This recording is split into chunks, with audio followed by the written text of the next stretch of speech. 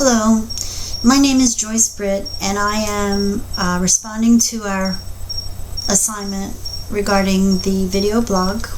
I would first just like to say it was a pleasure meeting everyone. I enjoyed our time together. I enjoyed reading the posts and responding to these posts, and I look forward to seeing you in future classes. I also wish you the best in all the things that you are hoping to find in your new career. I personally am responding, and as we all are, responding to the prompts and the topics of today's assignment, and that would be what is my personal golden rule. And I find that the golden rule that I feel comes from the Bible. It's found in Matthew, and I don't really think that it needs to be improved upon, because basically it is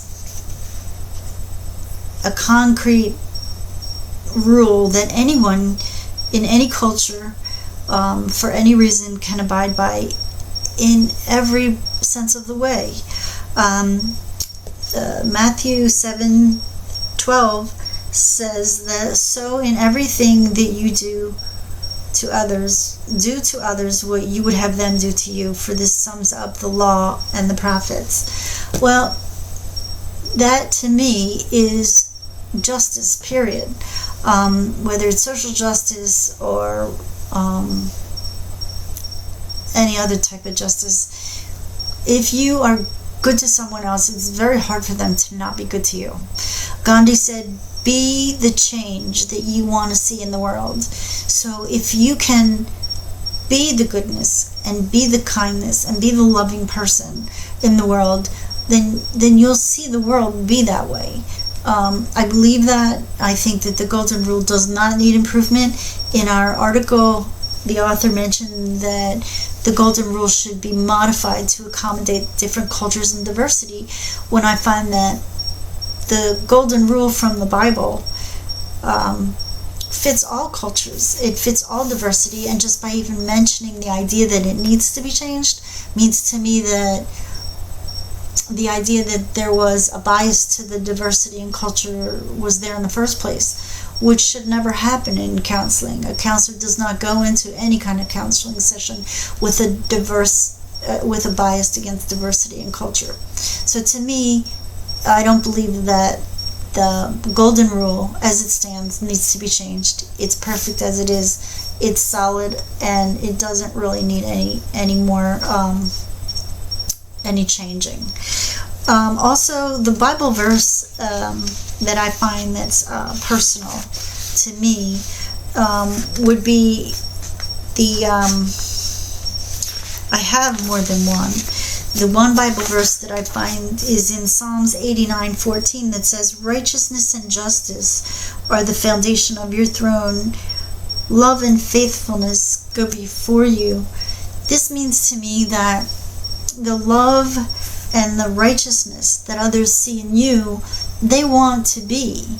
I think it's important to be loving and righteous in a way that doesn't appear intimidating, but opens up people in the counseling sessions that might have problems opening up. They'll be able to see through the social justice or injustice. Also in Leviticus it says to do not pervert justice. Do not show partiality to the poor, or do not show favoritism to the great, but judge your neighbor fairly. If you judge everybody fairly, you're more than likely going to get a fair shake back. So I would say those two items are in particular a good rule to follow, just to quantify social justice. Now, the final question has to do with the actions that I'd take towards social justice, and I am involved with the Guardian Ad Litem in the state of Florida. I represent children who have been removed from their families because of abandonment, neglect, or abuse. These children are removed, go into foster care, first go to DCF process, and then go into foster care, or they find family members that may watch them while their parents are in transition. Sometimes the parents are incarcerated, sometimes the parents are restricted from seeing their children because they may be in harm's way. The state steps in and protects children, and I am responsible for that child in the court. I make sure that their needs are met, and I make sure that they're protected from whatever danger is possible. Children don't necessarily want to be in the justice system. They want to be home with their parents. They don't know they're in danger. They just consider what's going on as normal, and they just don't want things to change because they think that they can fix it if they're there, or they don't know what's going on. So a lot of times it causes a lot of stress on these children. There are some very young children, babies, are taken from their mothers immediately, and those children go into foster care, and depending on if those parents can follow the case plan and get back on their feet, will their children be restored to them, and they will be able to reunify with their parents and their mom, and then they will be able to hopefully proceed forward with a good, happy, healthy life. That is my idea of social justice and how I plan to participate in the future. I will continue to practice with my Guardian Ad Litem program, and I will also get involved in addiction and recovery. Hopefully I can keep these kids from going into the system and get the parents straight and on their way so that they don't have to have their kids taken from them.